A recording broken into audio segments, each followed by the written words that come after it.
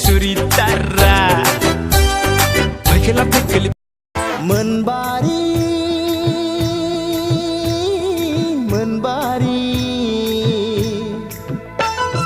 समायना सिखिरि आंनि लोगोरि गुफुर गावदां मेगन बेस्रां महर मोखां हायना गोनां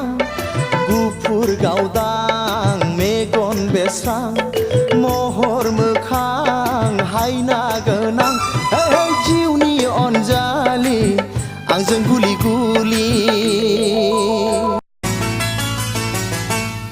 पेरे